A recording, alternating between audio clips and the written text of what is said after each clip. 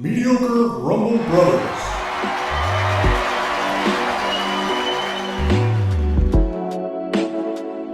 Three, two, one. All right, what's going on, everybody? This is the Mediocre Rumor Brothers coming at you. We've got to be getting started with what we have. Just a little bit of gamer chat with our gamer corner, where we just sit around. We're going to be talking about the games we've been playing. But before we get started, be sure to subscribe on our YouTube channel and follow us on Rumble. I guess I'm going to have to open the floor up and see what we all been doing. Go ahead, Corey. I know you're chomping at the bit. Yeah. Well, I was stretching.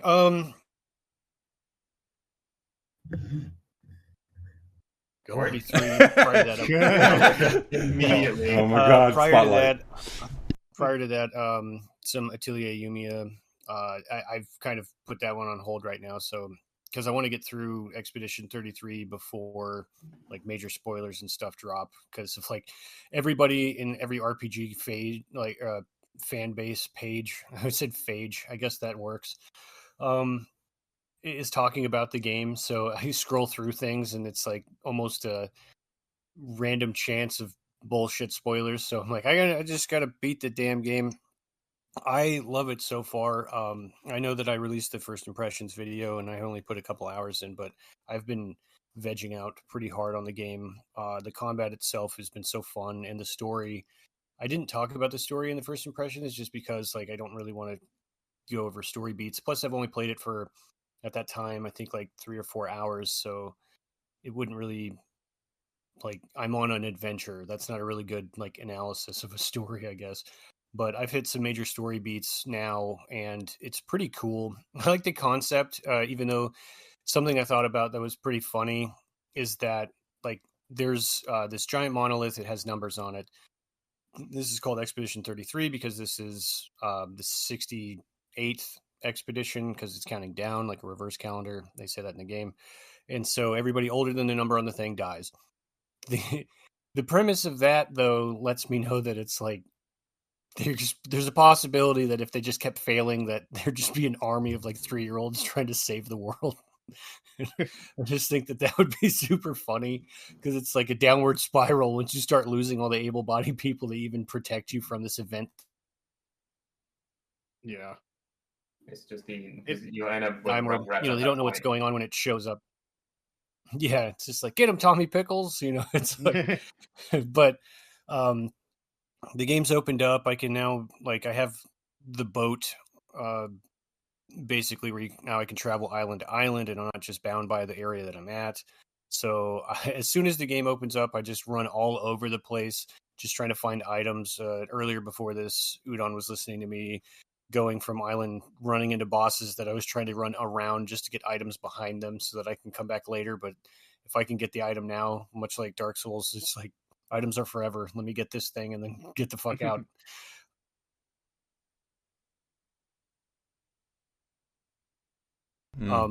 It's been a lot of fun. Energy that you have with the characters, the builds that you can have, really kind of amplify. It makes me like strategize my battles more, of just kind of seeing it. Yep, into the void again. Shoots into space. Multipliers and things like that. But that's, you're engaging with it with how it was. Huh? Am I cutting out? By a long yeah, you're cutting out. But basically, when we started, and then you started talking, you immediately cut out, and then you're just like in and out a little bit. Oh, well, that's fucking garbage. Garbage day. I'm hearing good chunks of it, but I mean, when you were explaining it to me, when I was hearing the kinds of like the amounts of percentages and kind of passive stuff you can get building your characters in that game, it seemed really cool to me. Or at least gameplay wise, it's kind of nutty. I like basically giving the player kind of like overpowered options in a way. That lets you really make kind of broken builds, but at the same time, it lets you be more. It lets you make tougher enemies the more power you're going to give the player, but then like having like a bunch of synergy with all your abilities and passives to like, so you're like shoehorning yourself, not shoehorning in a good way, but like really specializing characters into doing stuff sounds really fun. Well, when I saw him playing it when I was over there, he fought like 4 different enemies, and every single one of them was one-shotting them. Oh, jeez. So it's just like, are you having fun with this? Because you're dying a lot. Well, I also see it seems that Corey's it's one of those games where like it's not going to restrict you from going into an area you're not supposed to be in yet, so you can just walk in there and start getting your ass kicked and be like, well, I'm probably not supposed to be here yet, but I also know Corey, and that's kind of like what he wants, is to get his teeth kicked in. Like, this is fun. This is fun. with their dodge mechanics and like damage avoidance mechanics, it's like, I don't care if he's level 99. If I can just perfect dodge, then I can get through this. Yeah. It does mean absolutely perfectly, then nothing will go wrong. Yeah, as long as I don't get hit, and Corey, famous for not getting hit, of course. Yeah. I stopped playing one of the mini games because it was just getting really stupid. And I was like, I'm not doing this. I have to do something 20 times in a row. And if I fuck up one time, and I fucked up 10 times in a row, and so I just was like, I'm leaving. I don't care. I'll come back to this later. Yeah. Gonna reset your internet. Huh? They're gonna reset your internet. I probably should. So Okay, we can pass the old mic, and I'm gonna go reset my shit. Okay. Well, I've been just dabbling a little bit here and there in games myself. Not too much. Got myself the little kiddos and everything going. Possibly going to get one involved with me on trying to get us going with our new game of the month. Just a little bit of a touch on it. You know, our Gears of War move on the one for 360. I'm going to be really excited to be able to do that. Like I said, our last episode was basically, you know, how I was really held with being able to do co-op. I miss those, to be able to sit right next to your good old pal or even your child and being able to play a game would be really cool to be able to actually see the emotions and how they are reacting to it versus being it on, you know, wireless or being Wi-Fi and you guys are on separate screens, separate areas. It's still fun, but of course, you know, it could be a lot better if they were having that in-person interaction, which I'm going to be happy to finally get. So I'm going to be trying to really get forward on how well I can be doing. I know I used to be okay at it. I'll never say that I'm good at these games just because just for some weird reason, I just cannot seem to adapt the right way that most people do. But I did feel like I had a good hand on how the game mechanics worked. It's obviously a very simplistic game. It's not very difficult to learn. So I think that'll be a lot easy for me and my kid to be able to pick up and play. The story has always been really fun for me. I always liked that kind of apocalyptic kind of end all be all kind of thing, and we have just a little bit left in the tank to win the war. Those are the kind of things that really tickle my fancy quite a bit. So I'm going to be trying to get myself to hopefully get everything set up and play that maybe today or maybe even tomorrow. So I'm going to be having that on my set.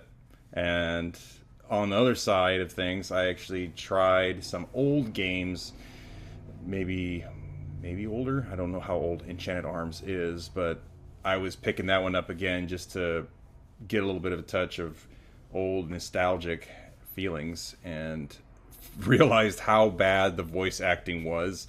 And now I know. I heard snippets of it. It was like, I'm like, what horrible anime dub are you watching? Yeah. Enchanted Arms is the same as Wild Arms series, right? Or is it something completely different? It's completely different. Corey said it was a FromSoft game. It is, yes, it is. They definitely made sure that when you start the game, it's the first thing you say FromSoft. So I'm like, all right, because I actually, when we were back then, I was actually playing that quite a bit. Just because when it first started, the game itself had lots of good graphics. Because I mean, I was actually really heavily invested with the 360 when I actually had my PS3. There was just a lot of things that I knew that were kind of missing when I had the PS3 in my possession, which was the graphics themselves were not ever hitting the same mark as the 360 was. You know, the PS3 was always staying at 720, and the Xbox 360 was always dabbling in the 1080 mark. So it's like you always got to get those extra colors, you got to get that little extra attention of actual graphics that were being involved.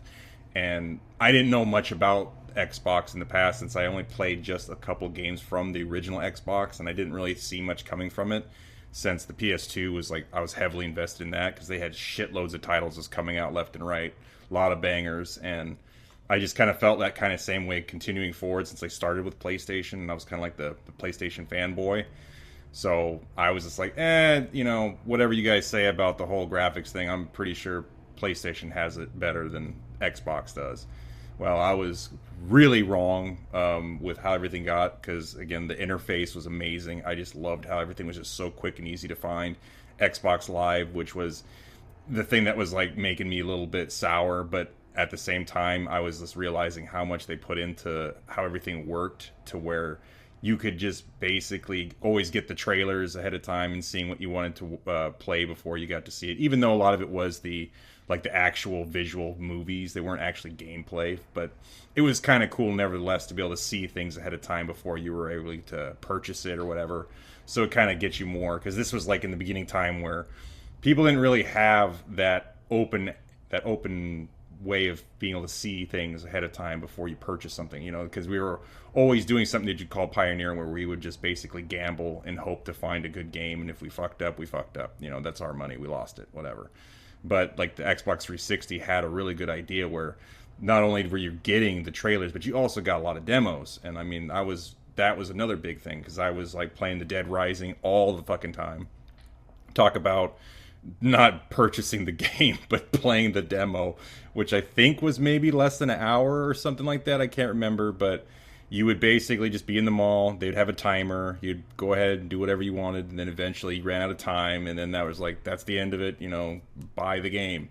Well, I would just restart it, and then I would just try to get further and further into the game. How faster can I make it through all these zombies and get somewhere else, and try to, basically make that my new checkpoint kind of thing. So there's a lot of history involved with what I had, but I started off as PlayStation, ended up falling in love with the 360, and started playing all these games because I know Corey and his friends, they all had the 360 that were easily available, and I eventually got a hold of one myself, and they had the Enchanted Arms game, which I remember playing it a lot, along with Condemned. I was playing that a lot too. That was a very fun game.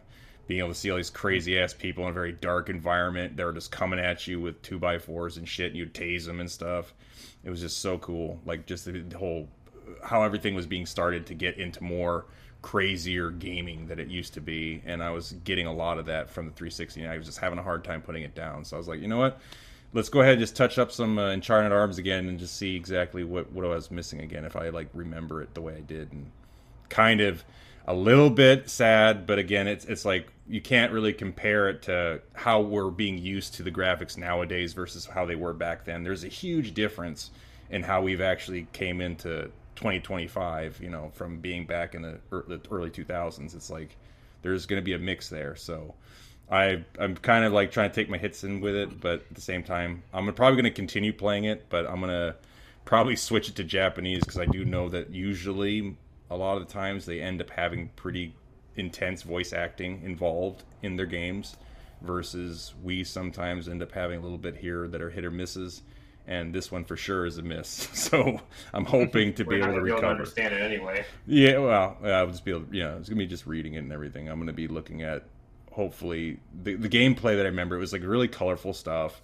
I know that a lot of games back then, if I might be wrong on this, but a lot of the games, like the Gears of War, the Enchanted Arms, a lot of these games, they were using some sort of like metallic feature that was making them seem like more shimmering than anything, which kind of was weird to me. I don't know if that was just me, but I was like always seeing certain characters, certain games, that they would try to add that shimmering effect to make it look like they're shiny metal and all that stuff, but it would just seem a little bit too intense, and it kind of would throw it off a little bit. But that was just something that was coming.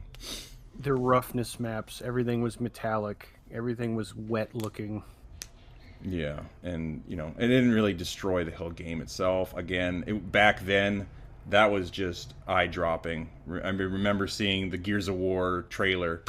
That was just really crazy to see. Like they were playing that one song, I can't remember what it was, but it was like Mad World. yeah, and you're just seeing how everything was starting, and then eventually you just started getting the actual game and play. And even though was there a leveling up system in Gears of War on the player versus player, like when you versed other people, like you got a rank system, or was that not that didn't exist yet, or did not ever exist? I mean, I don't think. I don't, not in the think first so. one. I don't believe so because I think the first one was kind of in that time period where like everything needed to have competitive multiplayer. So it was kind of felt not necessarily that it was tacked on, but it was just like there. But then people actually started to really like it, and then they kind of like expanded on it as the sequels came out. I think.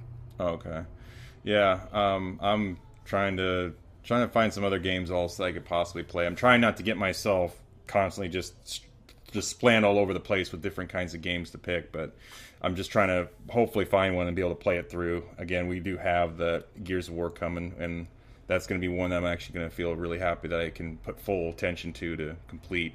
But in the same side, I'm going to probably play the Enchanted Arms and hopefully be able to be the next one that I might beat. I might switch back over to Wild Arms because that again was a really good series. I was a little sad to know that there was a remake of it when I already had beaten the PlayStation version. But again, Code F. yeah, I might. Well, I just might go back and play it again just to see what the difference is on the graphics wise and gameplay. Maybe they did not just change the graphics, but also improve the gameplay. I don't know. I don't know much about it. The graphic update is significantly better because original Wild Arms, the graphics don't age that well, and everything's sounding like a punching a cat. Oh yeah, the goblins and shit. Yeah, they just make that noise. But yeah, also, Enchanted Arms and Wild Arms completely unrelated. yes, Yeah, I asked that earlier while you were resetting. Yeah. yeah. I'm gonna be probably touching on that, but that's pretty much what I have right now. I'm still trying to think, so I'm gonna pass the mic. I've been playing a bunch of Zenless Zone Zero, but right now I've kind of did everything, so it's just like a lot of daily stuff for now. But there's no more story parts. It was just like the second half of what the current one was, which is a lot of past related stuff now, past related problems catching up with them, and then now they're like revealing more characters that probably going to end up in the gacha system. I know like a lot of other people that have been playing are really excited. I'm just waiting for the reruns because I'm missing important characters that I really wanted. But I've been playing a bunch of different games here and there. I have to continue my second run of Liza P because I only did like two or three bosses. I forgot.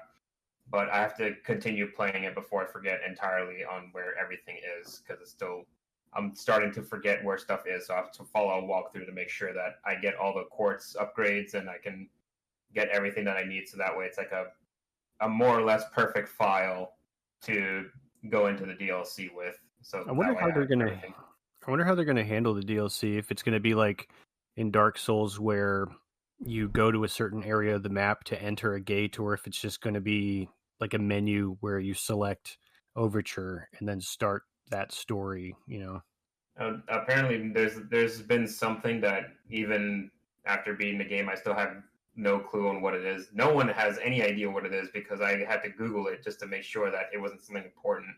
But before the slum area, like the old crap town, there was a gold stargazer with like a bird on it. That when you try to interact with it, it says you can't use this yet. And I think there's more than one, but if you try and use it, nothing happens. And not even like the very end of the game, you don't do anything with it. So people assume that's like the teleporting spot where the DLC will start because that game has been out for like 2 or 3 years and not a single person knows what it's for. So it's like there was something that was planned way ahead of time. I was like, yeah, we're gonna do DLC with this. They just need a dedicated YouTuber to do Liza P lore, and then everybody in the community will know. I mean, it's not. I mean, Lies of P lore is not as vague as fucking Dark Souls, but it would still be interesting to listen to because that's a really interesting world that they built. Especially when, can I give spoilers or no? That's up to you. Well, by the end of the game, it's not the. Well, by the end of the game, you realize like it's not just like Pinocchio's world. It's like other fairy tale creatures in the same world. So kind of like a Shrek verse type of thing. Correct. What? The best way to describe Lies of P is the Shrek verse. Yeah. just fairy tale creatures all in one universe. It's interesting how they're approaching it because with the true ending, and I don't think the true ending does it any different, but how they introduce like the train ride and like almost this isn't going to be the overture. I think it's a sequel of Lies, so like a second Lies of P, but the Wizard of Oz thing that they were kind of teasing at or whatever, but the DLC doesn't look like it's going to cover that at all. Yeah, it's just no, it's like I think I heard somewhere it's like Overture is like still within the Lies of P or Pinocchio area. The way that when we looked at the trailer last, it looks like a carnival, like very out there. But I mean, It could be the who knows island that what all the kids go to. I was Because about to say, I'm like, wasn't there like a weird, almost like in the Pinocchio lore, the fucking like the island where all the bad kids go or something turn into donkeys and shit or something. where they're Yeah, like, fever smoke this dream. cigar and Yeah. play pool with me, and turn into we're a gonna donkey. do this cocaine. It is a Shrek verse. It has a donkey. Jesus. Yeah, I completely forgot about the story of Pinocchio, so I forgot about that whole other island. It could be that, but it's like it was like way too bright to be like that gloomy type of thing. But I don't know, somewhere snowy in mountains. It's interesting too that they're going to be doing this because that means I'm going to be playing as this character the whole time, maybe. Unless the sequel or whatever the next Lies of P game is you're not playing as that character and you're playing as, Dorothy or something. Because if you were to, it's cool to get all these different fairy tales, but like if you got introduced to, let's say, Alice in Wonderland, and they have those Malice in Wonderland games that are praised, but would I be playing as Alice, or am I just the same guy interacting in the Alice universe? Or I guess not universe. I hate calling everything a universe, but like story, I guess. Yeah, that's what I was wondering too, because by the end of the game, it was like the true ending is where like it was like two halves of the true ending, but it's just like a little bit extra stuff for like the actual true ending. But the regular ending, where you have to betray Geppetto and then assumingly you continue as now a human, even though you're like internally you're still like have the the P organs, the puppet organs. So it's just like you're still like half human, half puppet. So you just continue around the world because apparently the antagonist wasn't really the antagonist. So it's just like he was just like one useful segment to the master plan for the entire Shrek verse, I guess. Yeah. Well, the way they tie in like the what is it, the wishing star, she's not a godmother, whatever, the chick who kind of comes down and gives Pinocchio life in the movie or something. Blue Fairy. Like, yeah, Blue Fairy chick. Her story is really cool. She was part of the actual true ending that neither of us got. Like I looked it up, but I'm not gonna talk about it because I barely understand the significance of it. Yeah. But besides Lies of P, I was playing Paper Mario Color Splash, and even though it plays similarly to the infamous Sticker Star, it does play a lot better. Like it's very easy to come across money, and while you can find like your battle cards around the world, which are very plentiful and respawn like basically anytime you go back in the same level. it gives you a lot of money, so you don't have to do that. You can just go buy a crap ton of cards. So it's like it's very plentiful in the way that Sticker Star wasn't, because like nearly every battle, you had to go and collect more cards because you just ran out so quickly. But Sticker Star is like it is weird to try and record because like there's like some blank spots where it's like everything's happening, or like half the battle is happening on the tablet that I can't record. So there's like it's hard to have recording for that. But the overworld is really colorful and very big. The dialogue is very fucking funny, which I'm very happy that that's now a totally regular thing that they're not stopping from doing. But it's like it's probably the only game where I actually run around and I actually talk to people because I just want to find the funny dialogue. And meanwhile in every other game, I was just like, I don't care unless you're like a familiar character that I recognize and know is of importance. But I only got one.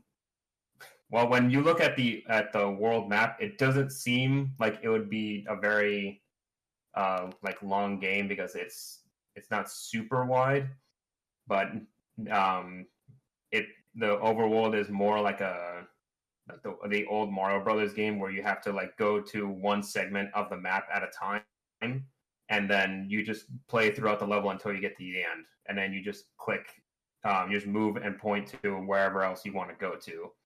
So it's not open world like the other ones were. But it is longer than I thought it would be because there's like every like several mini stars you have to get the big star, which is I realized that there's like every Mario RPG type game is just looking for stars. So it's always 7. So yes, there's 7 paint stars that you have to look around for, but this one you have to go back and forth and find like the smaller stuff to bring with you further on, and then further on you go back to the old levels so that way you can fully complete them. At the same time, you're recoloring the entire world that's void of paint. And then when you recolor the world, there's also like its own achievements for fully coloring that segment of the level. So it's the same as Origami King, but with paint instead of confetti. And then the only other game that I've been playing is technically 2 different Pokemons.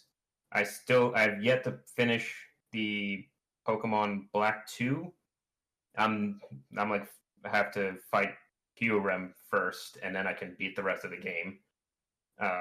Still, I'll slightly over leveled, though I still get one shot because I don't really pay attention to the stats this time around. So I still get one shot here and there. And then the other Pokemon game is not official, but it's still fun to play, even though how difficult it is Pokemon Rogue. I'm just doing the gacha system its own gacha system for the eggs, so I can get better starting moves, better Pokemon to start off the game with. But it has like its limited point resource. So you can't just start off the game with a bunch of legendaries. You can basically only get one legendary, or you can get a decent team of 3, or just a full team of weaker, less popular Pokemon. But that game is really hard and honestly a little bit unfair. But I did see a video of someone in like the thousands of battles, and then their Pokemon are like 1,500, and I'm like, okay, well, I'm barely getting past 50, so I guess I just suck right now. But I still find it fun. It's very interesting to see how far you can get.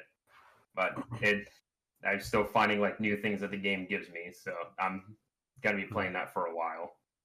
But nice. Besides that, it's like on off here and there for each of those games. Did you want to keep talking about 33, Corey, now that you're back and you're mildly connected? Yeah. Well, I guess long story short, I have been enjoying the game. The story itself is intriguing me, and I have a feeling of playing it like when I sat down and played games on PS2. Like I'm very interested in. I could just veg out and kind of get through it for hours and just enjoying it. I like exploring. I'm glad that they don't have so many insert like go this way. We were talking about it with like the Borderlands video of like just a direct trail that leads you to the end. You kind of get a chance to walk through the dungeon and navigate your way through it yourself, and it makes exploring more interesting because the ooh piece of candy mentality is kind of nice. It's nice if the world's interesting enough to actually like encourage you to run around and actually find stuff out there. It's not a tedious process. It's more fun than anything to find stuff out there. And the dungeon layout and world map is really interesting because they're like very well designed. That in like a dungeon, it's not just like a big square hallway and a bunch of left or right turns. They're very thematic and a lot of multi-paths to kind of go around. You can see areas that have an item that are teasing you so that you can find like a loop around or something to go, like it makes you want to go exploring. And I really appreciate that. And rather than just being a big lane to a giant boss and then next big lane to a giant boss, it makes it more interesting. Everything about it is pretty much more interesting. It's not a perfect game by any means, but there's a lot of good things going for it that I really enjoy. Aside from that, I haven't gone back to play Yumiya in a minute because I've been playing that. I do enjoy Yumiya. It's kind of junk foody, laid back gameplay of just like anime characters. It's not overly difficult. It's whimsical. It's got a lot of systems in it that you can get lost in with alchemy and building your campsites and stuff. And the combat's really fun in that too. So I don't mind just running around and picking up all the shit just to craft stuff and see like if I've uncovered more of the map or not. So that's been pretty good. Final Fantasy X, I still am playing, but I just got to where you get Yojimbo, and I'm going to Mount Gagazet. I know that I'm going to have to fight a very hard boss here shortly. I just beat Seymour already for the second or third time. I can't remember how many times you fight that asshole. 4. Yeah, it's too many. I know you have to fight him on the side of the mountain or whatever, where he does that damn basically team sweep move. Yep. Yeah, the freaking horse shit. So I'll get back to that, but I play that on Switch. I don't play the original PS2 version of it because I can lay in bed and play Final Fantasy X for maybe like 20-30 minutes or something like that, or just sitting on the couch. It's a nice just kind of like chill out game. And I guess just for a quick side note is, and this happened a month ago, but I did beat Wukong finally, both final bosses. So I've beaten every boss in the whole game, both endings. The true ending is so fucking cool. That last boss fight, it's Godzilla level like action where you're just brawling these big ass giants, and they once you get past the actual like difficult fight, it kind of gives you almost infinite health so that you can just engage with this really cool battle and not really lose. So you just have fun with it at the end, because it's just like a guy with a dragon companion. You beat his ass and choke him with the dragon, and it's like, this is the coolest shit. It's so over the top, but just so fun. And I know that they're going to do more because they wanted to have like 12 chapters, I think, for the whole game, and it's only 6. So I'm expecting the game sold like crazy, so I'm expecting more to it, a sequel of sorts. The art style for that was amazing. The music was amazing. I know people compare it to Souls-like games, but I think it's more like an action adventure game rather than like an RPG. Definitely very boss rushy. If you there's 100 something. Bosses. Yeah, it feels more like I was playing Ninja Gaiden. Like it's difficult as shit, but the world is less intricate and more 3 different ways to get to the end. Basically, what I was saying earlier is like lane boss, and there's 100 something bosses in the game, and but everything looks so cool. The monsters look so cool. The armor looks so cool. I'm excited to see more of that. So with over 100 bosses, did they actually all look pretty unique from each other, or did you start to see similarities between them after a while? There's a couple enemies that, like, there's these giant ninja frogs, and I know that's a weird sentence, but there's, I think, 4 of them, and they have different, like, frog patterns. But that kind of makes sense because of what they are. But the other enemies, they're like, not, some of them are major bosses, some of them are super bosses, and then there's like mini bosses. But the monster designs are so varied that you're less inclined to find an enemy that's just a red version of like a previous one, but you might find like a heavily armored one. So, but it makes it look interesting enough that it's like, oh, there's a grunt like rat person in the rat desert area, and then there's like a freaking beefed up like juggernaut version of one of those. So like they do look cool and different. It's not really that much color swapping on any bosses or anything, because the bosses are all so unique in their move sets in the areas that you fight them to, that make them just really kind of fun. And even when you get your ass kicked in the game, the boss fights are so engaging and cool that you don't mind that you have to do it again. Like, even though I lost to the last guy like maybe 40 fucking times before I finally beat him, like the cinematography of the fight when you get into like the health gates where it's, oh, I got him down to this much health, so he's going to do that stupid ass move. Like, it just looks so cool when he's doing it. You're like, this is a cool way to die, that kind of approach. The only boss I remember you fighting is the one that you got stuck on the stairs, that like lion chariot. Oh yeah, the weird firework like wagon thing. Yeah.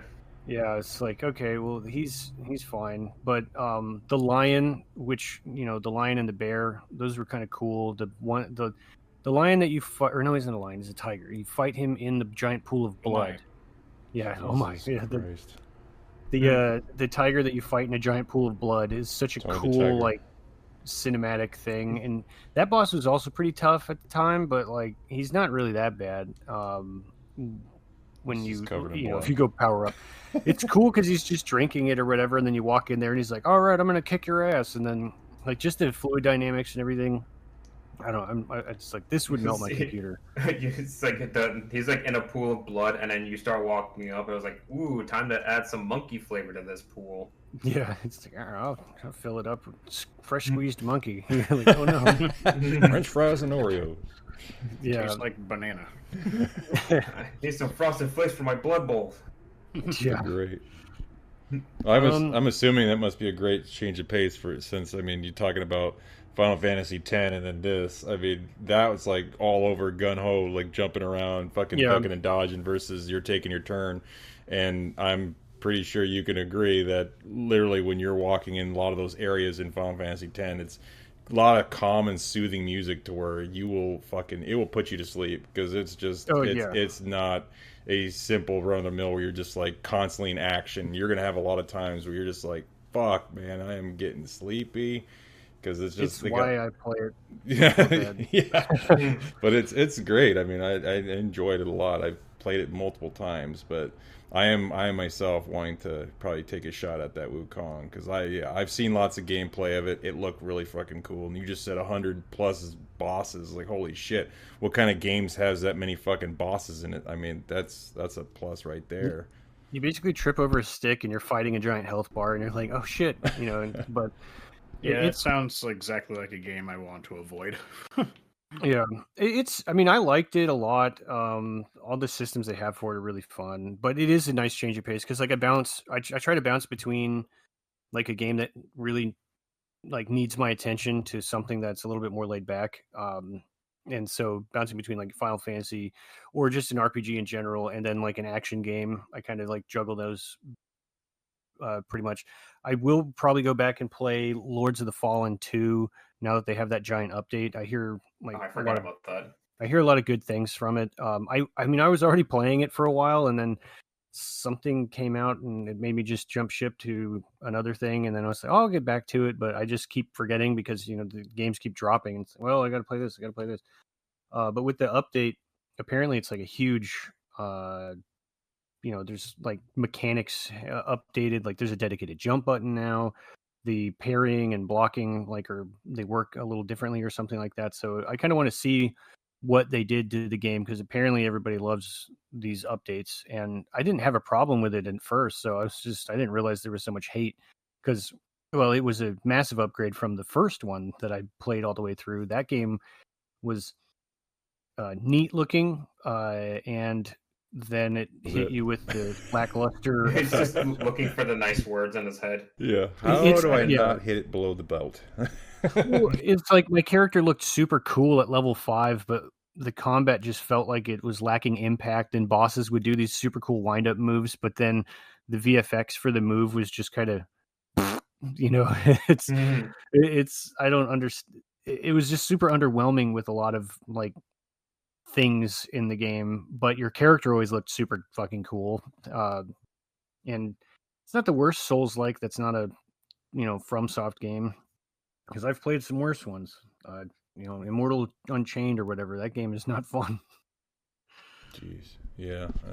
And I actually kind of remembered I was another games I actually remember I started playing again too was Pokemon Ruby. I jumped onto that one again. I've been trying to get myself back into the Pokemon franchise, trying to not be the one left behind kind of ordeal. I guess I just stuck myself with Pokemon Red and Blue. It's like, that's enough, I'm like, no, I'll keep going. So I've actually got myself into the Ruby and been basically enjoying quite a bit of it. It's been nice to be able to run instead of having to look for a damn bicycle trail to ride my bike and some shit. I can't fit into small places. This one is actually a lot easier to deal with, and the fact that I actually got myself put into basically a test method of you're gonna run into some actual trainers out there that will actually put your ass in your place if you're not using the correct Pokemon. So that was a little humbling for me, because I again had my last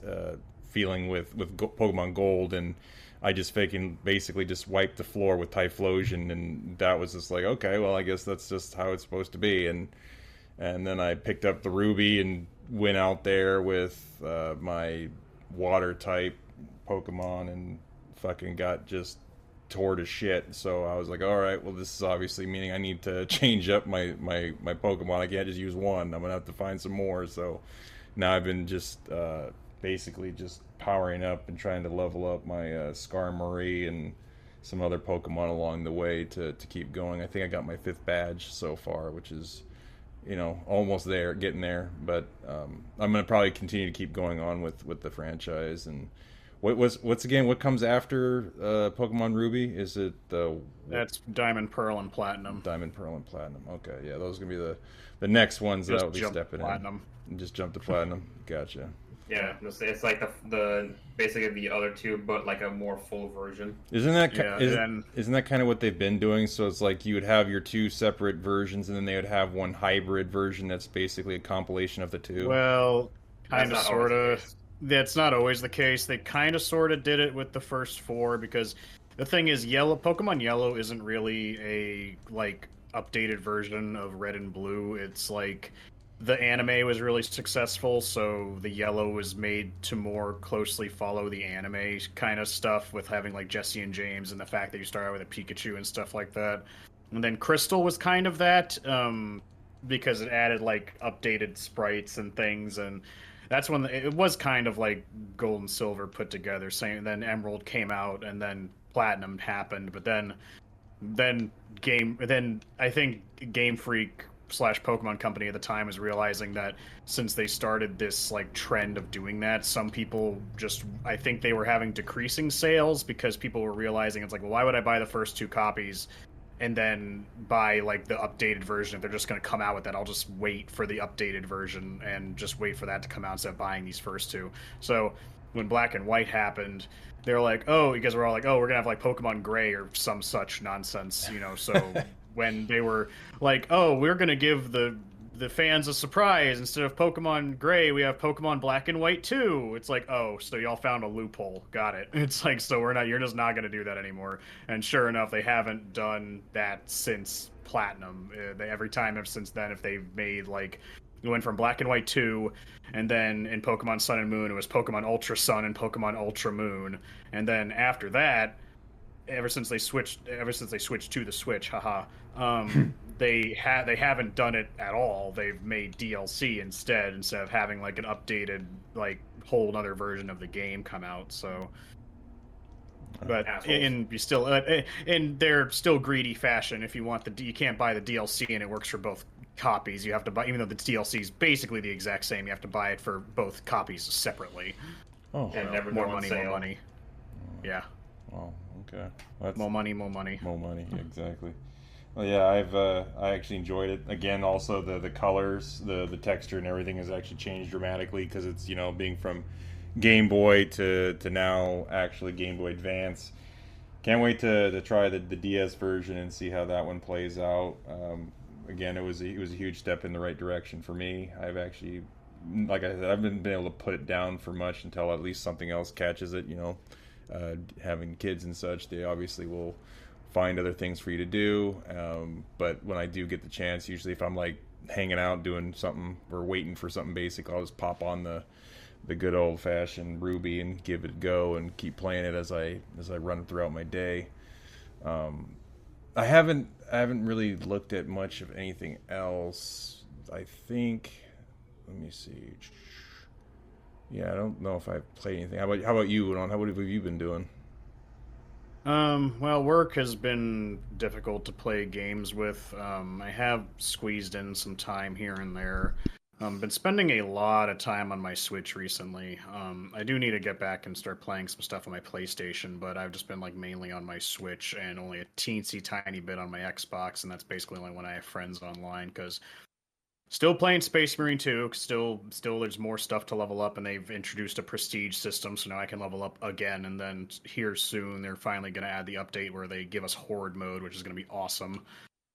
So they're still updating this game, and they've come out with more missions and stuff to do. So I've just been still enjoying Space Marine, but and that's like for days. I just want to kill shit and not really have to think about anything. Oh yeah. As you're doing the other, now. Yeah, I'm well, fucking murdering. No one's gonna see this part. It's going for the other episode, but anyways, I've spent a lot of time playing or at least just a little bit every day, Animal Crossing, New Horizons on the Switch. I actually need to test out the one on the GameCube I bought. I forgot I haven't tried that yet. But I need to play. I was playing New Horizons because when I was visiting Corey, I basically had a bunch of time on my hands playing the Switch. So I basically flattened and like destroyed my entire island, flattened everything, took down all the trees, and I'm starting fresh. And very slowly, I've been building everything back up, putting mountains back where I want them to do, moving everyone's houses, moving all the businesses. And now I'm finally at the stage where I'm decorating everything, but just a little bit at a time. I finally paid off all my I think it's the first Animal Crossing game I actually paid off all the Tom Nook loans for once. But Having just slowly building it up. It's been satisfying to play because I got so inspired seeing Angie and Selena's like islands, and not only theirs, but I've seen other people's like online, like how much time and effort they put into some of these islands. I'm like, man, I want to make something cool. And unlike Minecraft or something where you can still make it cool, but you also have to risk your life, and if you die, you lose a bunch of shit. Where you don't have to worry about that with Animal Crossing, thank God. Worst you're going to be inconvenienced is if you're chopping down some wood to build something, you get stung by wasps twice and you just respawn back at your house. Yeah. Which, yeah, scorpion or tarantula. But the funny thing is like that's a thing. But the only thing it does, if you get stung twice, you get just teleported back to your house, and like that's it. Nothing else happens. I'm like, why did you even add that in? Like, it's not even like really a punishment because it's only going to take me like 20 seconds to get back to where I was. But whatever. If it just killed you and brought you back to the title screen, that'd be so crazy. Yeah. Tuberculosis and stuff. So you died appears on the screen. Yeah, you had a disease or something you didn't know about. You didn't check your status. Yeah, you didn't get you're looked at. allergic. And you have to start a game over again because the in-house was for sale to pick up your progress. Yeah. There's the mechanic. But it's been satisfying slowly working at it because I finally got the museum looking good. I got the campsite looking good.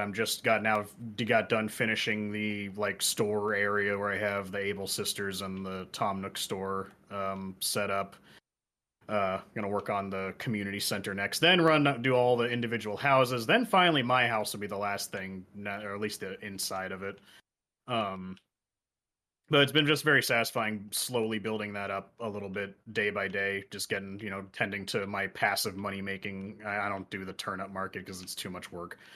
But how do you feel about with this compared to the one for GameCube? Is like a lot of big differences that you found was really nice, or is there still things that you missed from the original?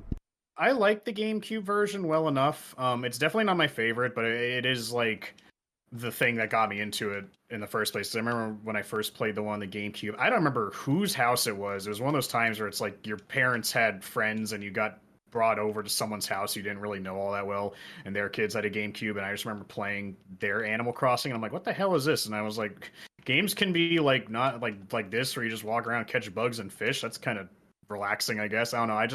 There was something about it I immediately found very relaxing and fun. And but the thing is that game is very limited. Because it's really, in that game, paying off your debt's really hard unless you do the turn up market, because otherwise you're going to be fishing and shit. And unlike the new modern games, they don't, the money making schemes are not very lucrative, basically. So it's a lot harder getting money in those games. It makes them just harder in general. Yeah, I really like the DS ones. Like New Leaf, I think was my favorite. New Leaf and Wild World, again, just because I have a lot of time put into the DS basically, because I played a lot of handheld stuff. New Horizons is pretty fun. I did buy it the first day it came out, and I was excited for it because I was like, it is, first console Animal Crossing since the one on the Wii no one talks about, and that was City Folk. Like, really, no one talks about that game. Everyone kind of forgets that is like a mainline. Yeah, I literally bought that and then within a couple of days gave it back because it was not the same thing. I was expecting like how they were basically selling everything to the point like you can now cut your own grass and shit with a lawnmower and stuff, and this is not what I want. What the fuck are you doing? No. Go away, and I just gave it back because this was the time when Corey was playing. I still remember this. I had gotten that game, and I was sitting next to Corey in his house, and he was playing Mad World, and I was playing this, and I sat here, set it up. It took a minute or two because, of course, I have to bring the whole Wii, so I got to set all the shit up, the sensor bar, and all that crap, and then I play it. And I'm like an hour in. I look to my left. Corey's having a fantastic time. He's enjoying all this murdering and killing, and there's this blood everywhere. And I stare. Yeah. And then I look at mine, and my guy's just just tapping his toe, and I'm just like looking at all this shit that I have to do. I was like, no, this is not. No, I'm fucking returning this shit. I was just so fucking mad that day. That was so pissed. That pissed me off so much. Yeah. But New Horizons is pretty... It's good, but I think my criticism falls in line with a lot of people's criticism now that the game's been out for a while. Everyone's kind of aligned with this. Villagers were nerfed. They're not as different from each other. They don't shit talk you or anything. Their fucking dialogue is very safe. They don't really say anything interesting anymore. Customization's great. All the stuff they added's great. It sucks that the Nook store doesn't turn into a giant fucking skyscraper mall. It literally has one upgrade and that's it, which is really lame. Just small stuff like that. It's it's basically the stuff they took away and didn't add back, and seemingly for no reason. But it has its ups and its downs. But it's also the most accessible Animal Crossing right now, and it was fun as they added updates to it as well. But now they're done with that. But so building that up slowly has been good.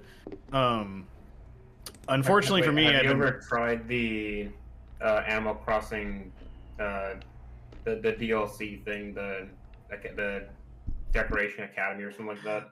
I actually haven't, and I can anytime I want to because I have because you get that for free with the expansion pass.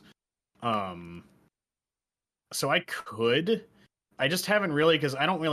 I didn't find the concept of that, because they're basically taking a side game on the DS and making it a DLC, which was Happy Home Decorator, some stupid bullshit like that. Like just creating houses for random animals I'm never going to see again. I just don't see the point of it. I know it's probably a way you get like different items and stuff like that, but I haven't tried it at all. It just didn't really appeal to me. I'm more focused on decorating the thing I'm going to be looking at every time I play the game, rather than just like I decorated everything. I need to decorate more and have to go into the DLC where I continue decorating.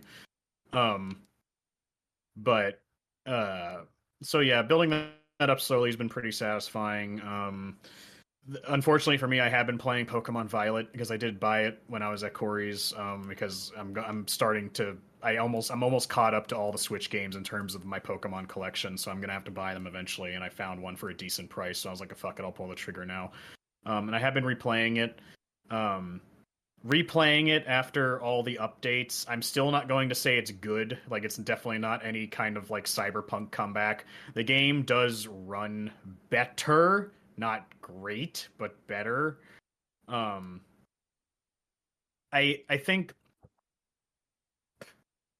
something that Edwin said a while back, how you like you like what having like choice in your Pokemon team when you like first start out, right?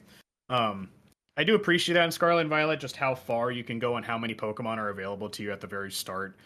So you can really have different teams every time you want to replay the game, like vastly different teams. The world layout is weird because I realized that like the quote unquote first gym you're supposed to do is to the left of the main city, and the second one's to the right. So I'm like, why would you be going back and forth? And it just seems to like do that. So my opinions on it aren't great. Still, I still consider it the worst Pokemon game of the entire mainline franchise, but it has some merit. It's not totally worthless, especially because I'm more annoyed that Pokemon Go. So if anyone played Pokemon Go, they got me back into exercising, but I kind of stopped playing it since Niantic sold off Pokemon Go to this company called Scopely. The handover hasn't gone through yet, so technically it's still in Niantic's hands, but I don't really like the looks of this Scopely company. They make some really trashy mobile games that are all like horribly monetized that people play.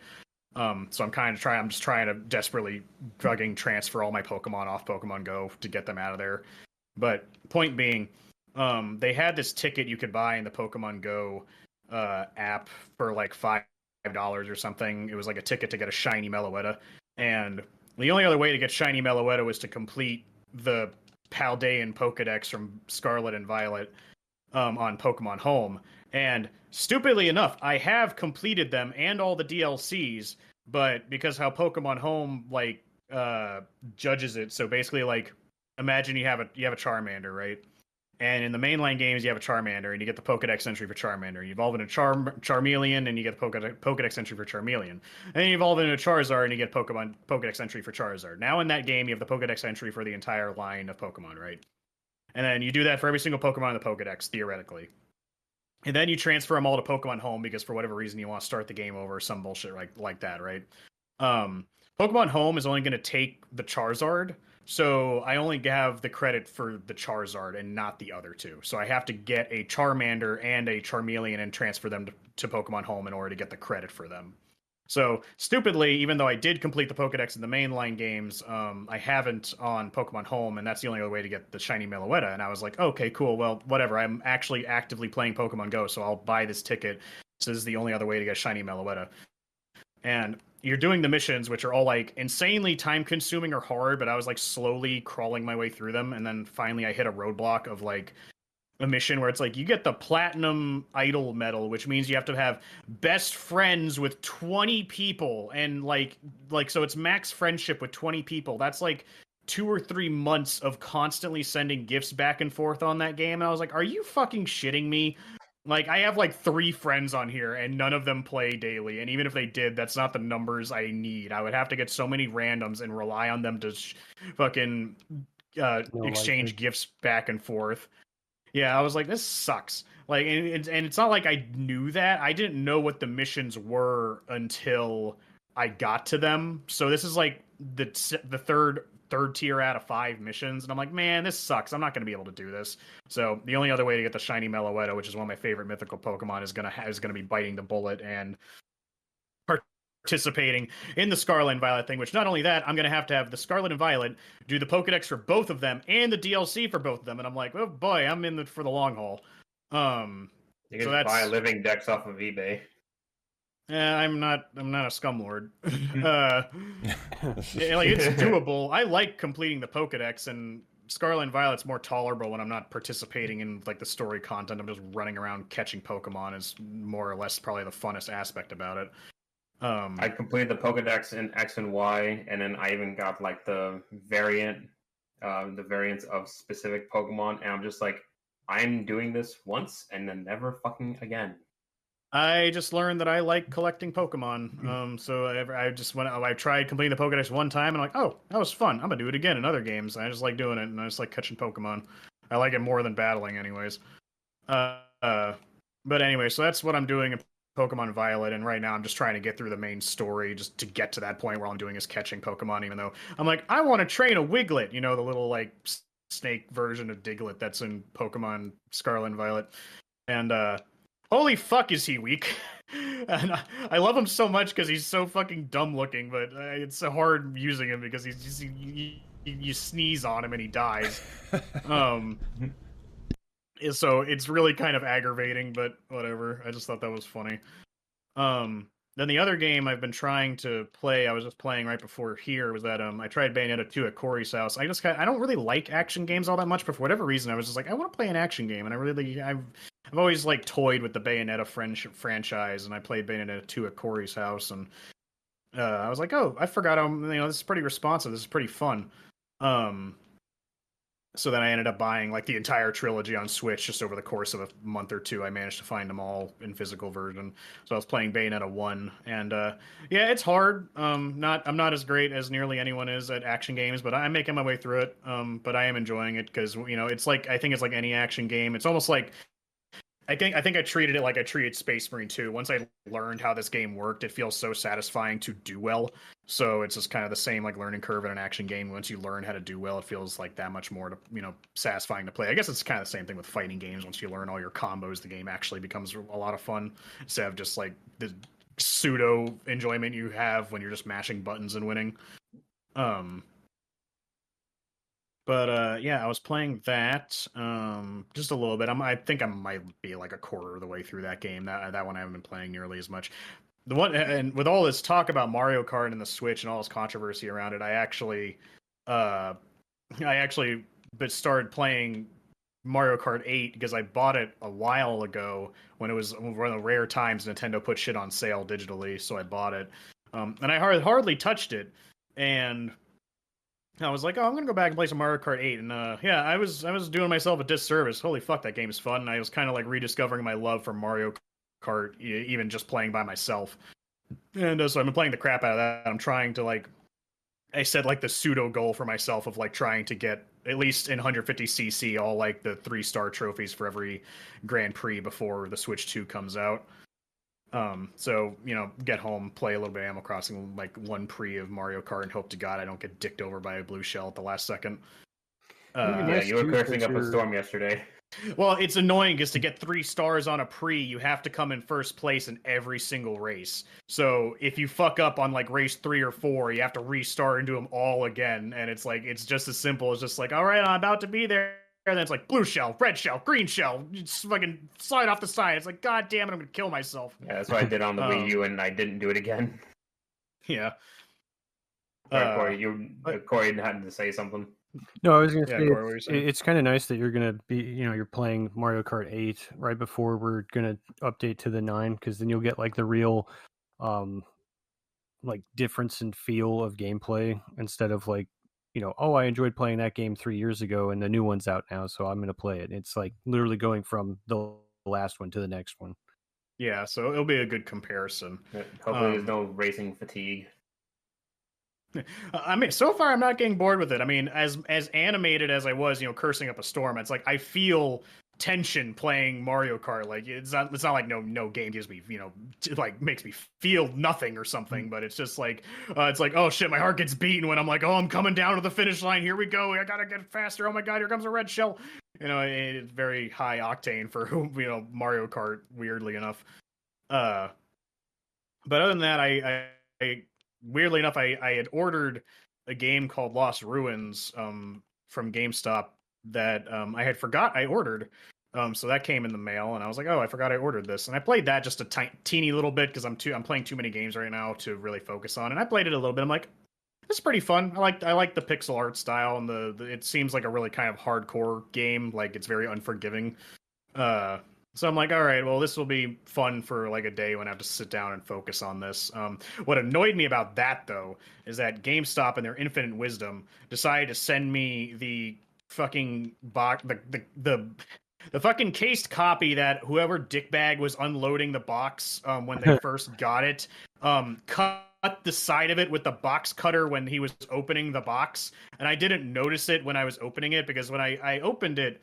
I stuck my thumb in it to rip off the the little thin wrapping of plastic around the case, and realized I had stuck my thumb in the plastic of the case, like the actual like harder plastic that keeps the cover art in, and I ripped a huge hole, and I was like, "What the fuck?" Is I was like, when I was cutting it open with my scissors, the little package it was in, I'm like, "All right, cut far away from the case so I don't accidentally cut something." So I know it wasn't me. I literally went out of my way to avoid that. And the more I studied the cut, and I was like, no, some douchebag like cut open the box this was in and accidentally cut into this one and decided to send me this one. And I was like, motherfucker. So the box was ruined. Luckily for me, I had one spare Nintendo Switch box that I know I wasn't using and I probably will never use again for my Ring Fit adventure. So I just stole that. I took the cover art out of the Lost Ruins case and put it in that one and saved the day, more or less. The side of the cover art still has a small cut in it, but you can barely tell. The plastic's intact, and that's what was mattering to me. But that was just annoying. Say what now? Recycling. Yeah, recycle. Yeah. So I saved myself with that. Been playing a little bit more of Xenoblade Chronicles X, just a teensy bit. I think I had like one weekend I was playing it for like a whole day. Still just going around doing side quests because I know the last time in the game I was getting my ass kicked by everything and kind of got frustrated, but now I'm more RPG minded. It's like do all side quests, level up, like grind. This game wants you to grind. Still haven't gotten the mech yet, and I'm kind of chomping at the bit for that portion.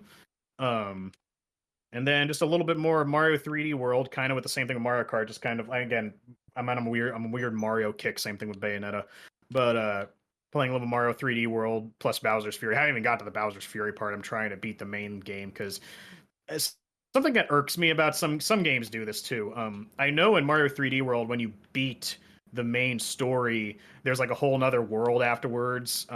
And I remember that you do unlock Rosalina as like a playable character, but I thought it was like when you unlock the Galaxy stage, but it seems it's like when you beat that stage, and it's kind of annoying because I'm like, man, you beat like 99% of the game and then you unlock a new character, and it's like, man, it's like I would rather unlock them earlier or something so I can play through the portion of the game. It's like, granted, nothing's stopping me from replaying levels with Rosalina. It's just more satisfying to collect the green stars when they're actually green and you're not collecting them for no fucking reason when you've already collected all of them. So that was just a small thing that annoyed me. That's something that I hate about like end game stuff, or like in Final Fantasy or like Square Enix games, where it's like, oh, the ultimate weapon. I was like, what do you got to do to get it? It was like, oh, you got to beat like 99% of the game and do everything. I was like, then what do I need it for afterwards? Like, oh, this one final boss, or maybe this like other optional secret one. super It's like, boss. yeah, it's just like, well, it would have been great if I got like midway through the game so I can actually. It is actually like an end game weapon that I use for the end game. Yeah. So that's I mean, it sounds like a lot, but when I'm saying this, I'm talking to you like in like this is all like 30-minute segments of stuff that and whatever I can get play during the weekend, because it's like during my weekdays I might have 30 minutes to myself maybe to play some games. That's usually just like do my quote unquote dailies on Animal Crossing and then try a pre on Mario Kart and then go to bed basically, and then play. Obviously, without saying, I'm still playing Fate, Go, and Pokemon Masters on my phone. So, but those are my phone games. They're easy to do every day. But yeah, that's about it. So, that's all it is for me. Just a bunch of Switch gaming, really. Even though I still haven't cracked into Fate Samurai Remnant on the PlayStation. I have Altair and the Mysterious Hideout on the PlayStation. I got to bite into. So I got some stuff on the PlayStation I got to play. That's the Ryza one, right? Yeah, the Ryza one. Lady Thick Legs. Yeah. But yeah, that's it for me. Yeah, I'm still like waiting for. I mean, I still have to finish. I forgot I had to. I keep forgetting I have to do this. I had to finish the second half of the Doom Eternal DLC before Doom Dark Dark Ages World. comes out in 11 days. And Oh then, yeah, that's around the corner, isn't it? I'm interested to see how that's going to be. I don't think it's going to be bad or anything. It's like I want to see, because I'm kind of like I'm a little down on the new Doom. I don't think it's bad. I think I've explained this on the podcast before about like some enemies you have to do something like really specific to kill them instead of it just being kind of like a shmup kind of gameplay where it's like as long as I'm moving and shooting, I'm good. well, the thing about like the newer Dooms is just like each enemy has like an easier way to kill them, but you can't just kill them just by shooting them. It's just like if you do like this slightly more sophisticated way of killing them, then it's just like then you save bullets. So Well, I don't know what enemy it was because it's been a while since I played it, but I just remember a certain enemy. I think in the second, for I don't know which one it was, that you had to headshot and nothing else would work on them. Like you had to get a precision headshot on them in order for you to even hurt them. And I know which one you're talking about. It's like those the like those monarch enemies where it's just like they look kind of like hell priests or something like that. And they're like, oh, aim for the head. That's the only way you're gonna kill them. And then some of them are just like they're invulnerable unless you do this one unless they do this one thing and they're stunned for like like 2 seconds and then you have to shoot them in the head as well. It's like, goddamn, that's like that was me doing the DLC. Like I was struggling with that part, but there's like some enemies where it's just like, oh, I'm gonna possess this other enemy, and then you have to kill that enemy that's stronger, and then you have to kill me quick enough before I go into another enemy and strengthening them. So yeah, I mean, that's like the DLC stuff. Like it's not really in like the main game. It's just like like, well, you beat the whole main game, so now here's like the complicated shit. well, even in the main game, as you said, like yes, you can like just shoot enemies, but like the amount of like ammo conservation in the game like is part of the mechanics, which is why it encourages you to do the glory kills because it gives you a fuck ton of ammo. But like that being said, if you're not doing the specific things to kill the enemies, you're going to be expending a lot more ammo than you would otherwise. And so you're greatly encouraged to do the specific things to kill the enemies, which is it just slows down the gameplay for me. I just really wish I didn't have to think about stuff like that and I could just shoot. I'm just running, jumping, shooting, and just avoid getting hit by moving, I guess. I just feel like because that's how the old Doom was. You just run around and shoot. You just move not to get hit and just keep pointing your gun at the enemy and holding down the fire button. In an easier enough mode, you can probably just do that. Yeah, but I don't know. I guess it's like I said, I don't think it's bad. So it's just like I'm not chomping at the bit for this new Doom. I do like the aesthetic though, even though I do think it's a bit goo. I mean, obviously Doom's over the top. When I saw the fucking mech you can pilot, I was like, really? This is what we're doing? But all right, whatever. I'm down. Yeah, there's some giant demons. They're like, oh, that's what the robot's for. Yeah, I'm sure I'll hear from both you and Tim how the Doom Dark Ages is because he's probably already pre-ordered it. Actually, I think he has, so I'll hear it from him. Yeah, but like at the end of the month when we're all good on all our businesses, then we're all just end up doing Night Rain. Yeah, Night Rain comes out on the 25th. I'll probably buy it. I'm hoping it's crossplay. I don't want to have to resubscribe to PlayStation Plus, so I can just buy it on the Xbox and we can play with you guys that way.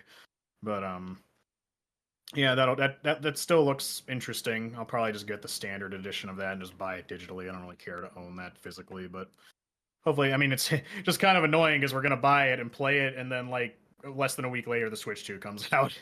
Yeah, I got that realization, I'm just like, damn it. Yeah.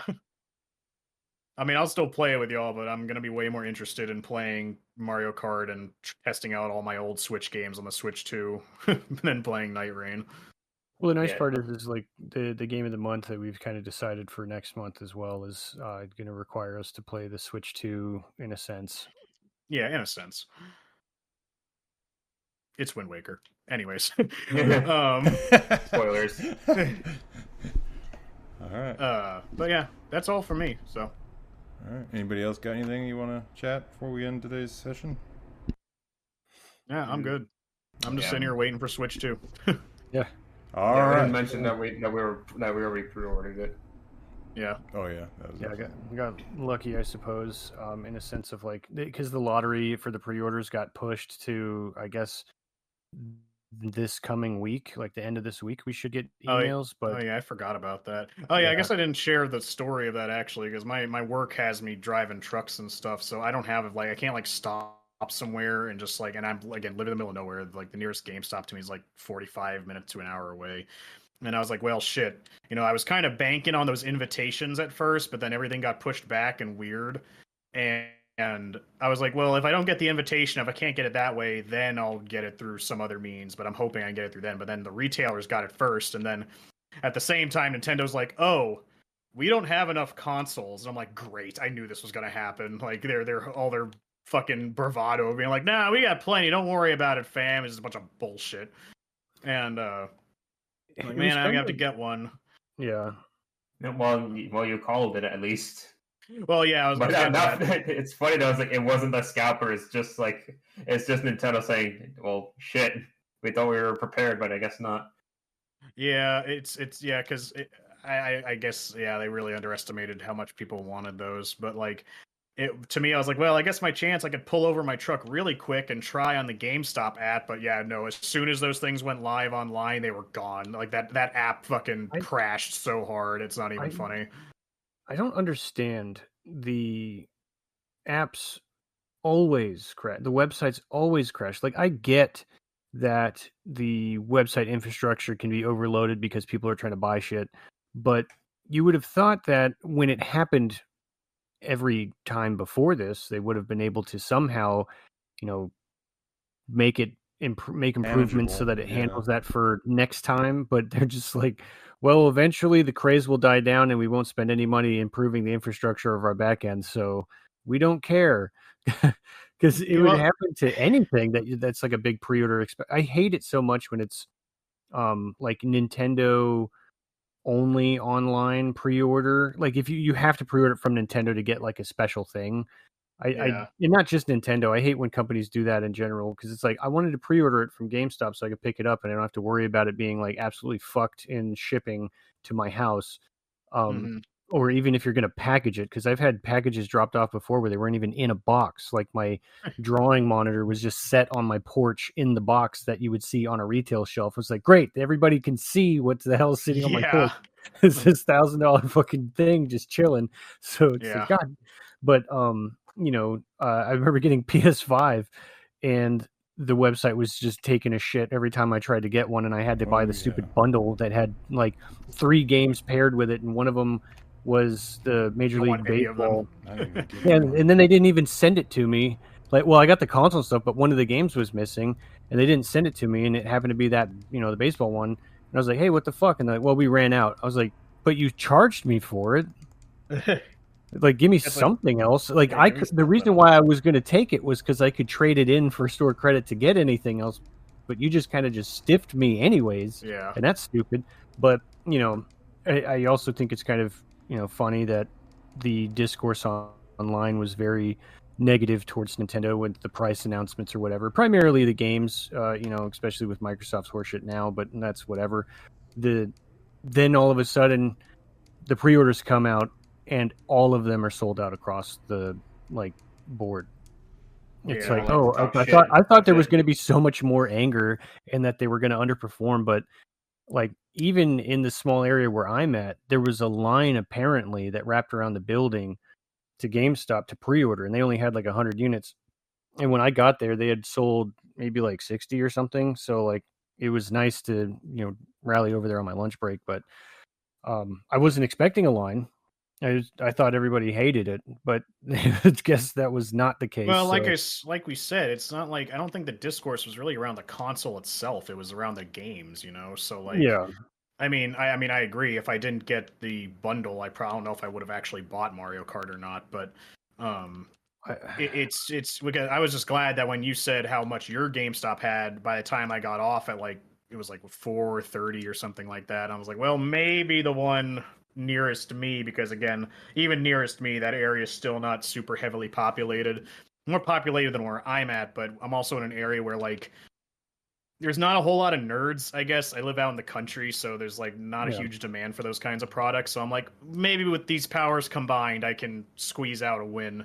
And sure enough, before I left, I called there, and they had like, I think the lady said they had like 4 of the Mario Kart bundles left, and like 12 of the regular Switches. And I booked it over there, and I was like the third one. There was still it wasn't a huge line. I mean, there was like 3 people in front of me, but I got like one of the last Mario Kart bundles, so I was happy about that. And I pre-ordered that, and I also pre-ordered one of the Pro controllers because I need them. Not playing as much as the new Joy-Cons look great. I'm not using that. It was so strange to me that people were opting to buy the regular one without Mario Kart because I was like, "What are you doing? You're just okay." Well, I mean, you know what's it's funny? fine because it works for me because I'm gonna get the Mario Kart one, and you guys aren't buying it. Well, you know what's funny is that the guy in front of me, when he was pre-ordering it, he's like, "Yeah, I want to pre-order a Switch too." And the lady was like, "Oh, do you want the Mario Kart bundle or not?" And he's like sitting there, like thinking about it for a second. And I just kind of lean over. I'm like, "Listen, man, if you change your mind later, it's going to cost you $30 more." So he ended up getting the Mario Kart bundle. Also, I'm not a totally good Samaritan. The only reason I did that was because she announced how many she had left, and I knew I was going to get one whether or not he pre-ordered it. So if it was between me and him, I wouldn't have said a fucking thing. It was like, "Good job, guy." Yeah. Yeah, and I mean, I'm curious to see the numbers because I don't know Japan's retail pre-orders or anybody else outside the U.S., but like I know that the retail pre-orders are pretty good, and then Japan's numbers for the Nintendo account invite pre-orders were like 2 million units or something like that. So I'm, when the new pre-orders for the Nintendo accounts for everybody else goes live later, we'll see how that goes. But Nintendo has a good problem, even though it's kind of like to somebody else who wants a Switch too, and they're like, they don't have enough. That sucks. Shakes fist. But Nintendo's going like, we can't give these away because we don't like they're buying them faster than we have them. So that's good for them. We'll see how that goes in the long run. Yeah. But yeah, so all of us except Jordan got a Nintendo Switch 2 pre-ordered, but Jordan will find a way. He always does. Totally legit. Switch 2. Let's go wait for some kid outside and jag it. Much in the way life finds a way, Jordan will find some totally legit way. Yeah. Easier to fight a kid than the system. Exactly. Yeah. Find out this kid is like one of the fucking top-notch fighters in the world, beats my ass. Yeah, I'm like, fuck. Like, I'm a black belt. I'm a black belt after school and just kicks your ass. I'm like, shit. I went to go get a Switch 2 and I got beat up by a 12-year-old. Yeah. I didn't have that planned on my weekend. Yeah. All right. Well, I guess we'll be wrapping it up today. Don't forget. Hey, this is Corey, and thanks for checking out Mediocre Rumble Brothers. If you liked the video, please drop a like, and if you didn't, that's fine too. If you'd like us to talk about any specific games, drop a comment below, or feel free to discuss your experience with the games that we mentioned in the episode. You can also listen to our episodes prior to YouTube on our Spotify. Thanks for watching, and hope to see you again soon.